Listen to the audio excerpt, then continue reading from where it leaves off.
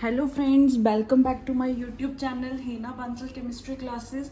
आज हम शुरू कर रहे हैं मॉलिक्यूलर ऑर्बिटल थ्योरी। इससे पहले हमने पढ़ा था बैलेंस बॉन्ड थ्योरी, जो कि टॉपिक हमने कवर कर लिया है। उसके बाद मैंने आपको बोला था कि मैं आपको मॉलिक्यूलर ऑर्बिटल थ्योरी हम पढ़ेंगे।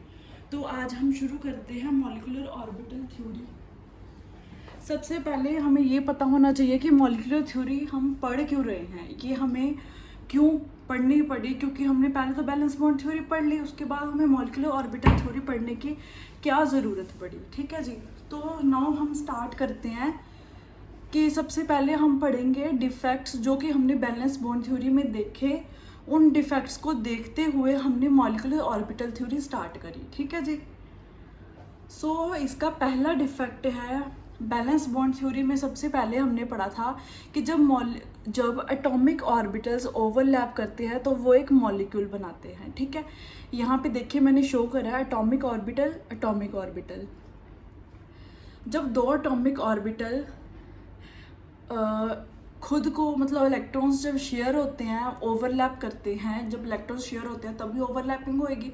जब ओवरलैपिंग होएगी तो क्या बनता है, यहाँ पे एक मॉलिक्यूलर ऑर्बिटल बन जाता है। ठीक है, बट इन्होंने क्या करा, बैलेंस बॉन्ड थ्योरी ने मॉलिक्यूलर ऑर्बिटल्स के बारे में कोई भी इंफॉर्मेशन हमें नहीं दी। इसने सिर्फ ये बताया कि एटॉमिक ऑर्बिटल्स ओवरलैप करते हैं तो वो एक मॉलिक्यूल बन जाता है, बट इसने हमें ये नहीं बताया कि जब ओवरलैपिंग होती है तो मॉलिक्यूलर ऑर्बिटल्स बनते हैं। ठीक है, तो इसका ये पहला डिफेक्ट है जो कि हमें मॉलिक्यूलर ऑर्बिटल थ्योरी बताती है कि इसमें जब ओवरलैपिंग होती है तो मॉलिक्यूलर ऑर्बिटल बनेंगे, बट बैलेंस बॉन्ड थ्योरी ने मॉलिक्यूलर ऑर्बिटल्स के बारे में कोई भी बात नहीं करी। इसका सेकंड पोस्टुलेट हम पढ़ेंगे, it does not explain stability of H2 molecule.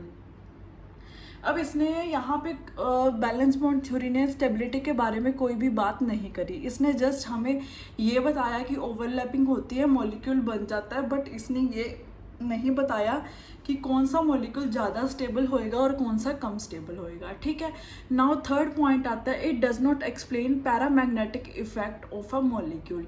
इसने हमें डायमैग्नेटिक या फिर पैरामैग्नेटिक इफेक्ट के बारे में कुछ भी नहीं बताया। इसने जस्ट हमें यही बताया कि मॉलिक्यूल्स ओवरलैप करेंगे और मॉलिक्यूल ऑर्बिटल्स ओवरलैप करेंगे और मॉलिक्यूल बन जाएगा, बट इसने हमें पैरामैग्नेटिक बिहेवियर के बारे में कुछ भी नहीं बताया। ठीक है जी। नेक्स्ट आता है हमारा यहाँ पे, देखिए, it does not explain diamagnetic effect of a molecule. इसने यहाँ पे डायमैग्नेटिक इफेक्ट के बारे में भी कुछ भी नहीं बताया, ना ही हमें ये बताया कि जो मॉलिक्यूल बनेगा वो पैरामैग्नेटिक इफेक्ट देगा या फिर डायमैग्नेटिक इफेक्ट देगा। ये सारी बातें हम कहाँ पढ़ेंगे, कि सारी बातें हम पढ़ेंगे मॉलिक्यूलर ऑर्बिटल थ्योरी में। ठीक है जी। तो नाउ हम मॉलिक्यूलर ऑर्बिटल थ्योरी पढ़ते हैं। It explains how a molecule would behave after its formation. Tell us about. इसने हमें क्या बताया, इसने एक्सप्लेन करा कि how a molecule would behave after it's formation. इसने ये तो बता ही दिया बीबीटी ने कि जब दो एटॉमिक ऑर्बिटल्स ओवरलैप करेंगे तो एक मॉलिक्यूल बनेगा, बट हमें मॉलिक्यूलर ऑर्बिटल थ्योरी क्या बताती है कि जो मॉलिक्यूल बनेगा वो बनने के बाद कैसा बिहेव करेगा, मतलब वो डायमैग्नेटिक होगा, पैरामैग्नेटिक होगा, कितना स्टेबल होएगा। ये सारी बातें हमें कौन बताएगा, मॉलिक्यूलर ऑर्बिटल थ्योरी बताएगी। ठीक है जी। नाउ बात करते हैं हम यहाँ पे मॉलिक्यूलर ऑर्बिटल थ्योरी हमें क्या क्या बताएगी। सबसे पहले हमें मॉलिक्यूलर ऑर्बिटल थ्योरी बताएगी बॉन्ड ऑर्डर के बारे में। ठीक है जी, कि जब भी हम मॉलिक्यूलर ऑर्बिटल डायग्राम बनाएंगे उसमें हमें पता चलेगा कि जो हमारा मॉलिक्यूल है उसमें कौन सा बॉन्ड ऑर्डर है, मतलब 1 ऑर्डर है, 2 ऑर्डर है, वो सिंगल बॉन्ड बना रहा है, डबल बॉन्ड बना रहा है, या वो ट्रिपल बॉन्ड बना रहा है। ठीक है, वो बॉन्ड लेंथ के बारे में बताएगा हमें कि उस मॉलिक्यूल की कितनी बॉन्ड लेंथ है, उसके बारे में भी हमें मॉलिक्यूलर ऑर्बिटल थ्योरी ही बताएगी। थर्ड हमें बताएगा ये डायमैग्नेटिक इफेक्ट, कि जो मॉलिक्यूल हमारा बना है वो उसमें डायमैग्नेटिक इफेक्ट आएगा या फिर पैरामैग्नेटिक इफेक्ट आएगा। ठीक है, फोर्थ पॉइंट है स्टेबिलिटी, वो स्टेबिलिटी के बारे में बताएगा, जो कि हमें बीबीटी ने ये हमें कुछ भी नहीं बताया, ना ही उसने स्टेबिलिटी के बारे में बताया, ना ही उसने डायमैग्नेटिक इफेक्ट के बारे में बताया, ना ही उसने पैरामैग्नेटिक इफेक्ट के बारे में बताया। ठीक है, बॉन्ड ऑर्डर, बॉन्ड लेंथ की कोई बात नहीं करी। तो ये सारा कुछ हम पढ़ेंगे मॉलिक्यूलर ऑर्बिटल थ्योरी में। ठीक है, जैसे कि मैं आपको एक एग्जांपल देके बताती हूँ। यहाँ पे मैंने एग्जांपल लिया है H2 पॉजिटिव, H नेगेटिव।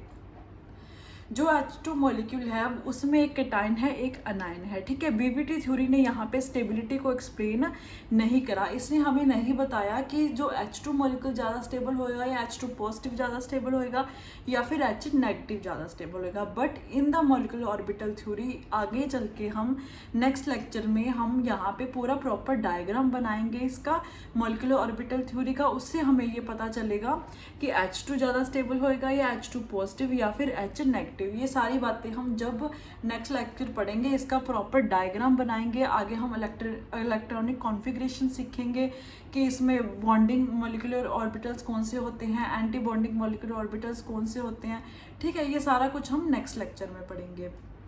सो आज के लिए इतना ही कि यहाँ पे हमने सिर्फ यही पढ़ा है कि मॉलिक्यूलर ऑर्बिटल थ्योरी हमें क्या क्या कुछ बताएगी और हम मॉलिक्यूलर ऑर्बिटल थ्योरी क्यों पढ़ रहे हैं, क्योंकि बैलेंस बॉन्ड थ्योरी ने ये सारी बातें हमें नहीं बताई। ये नहीं बताई इसलिए ये बहुत ज़रूरी है हमें पता लगाने के लिए, इसलिए ये वाली थ्योरी हमने पढ़नी है, मॉलिक्यूलर ऑर्बिटल थ्योरी, ठीक है जी।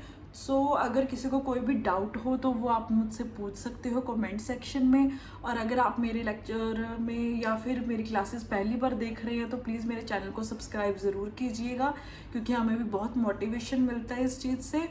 सो ठीक है, आज के लिए इतना ही। नेक्स्ट लेक्चर के लिए आप रेडी रहना। अगर आपने मेरे पिछले लेक्चर्स भी नहीं देखे तो उसका लिंक आपको डिस्क्रिप्शन में मिल जाएगा, प्लीज़ वो जाके आप ज़रूर देखिए। अगर आपने बीवीटी थ्योरी भी नहीं पढ़ी तो वो आप जाके ज़रूर पढ़िए। मेरे चैनल पे आपको प्लेलिस्ट मिल जाएगी केमिकल बॉन्डिंग के नाम से, जिसमें मैंने बैलेंस बॉन्ड थ्योरी पूरी की पूरी एक्सप्लेन करी हुई है, ठीक है जी। Thank you so much.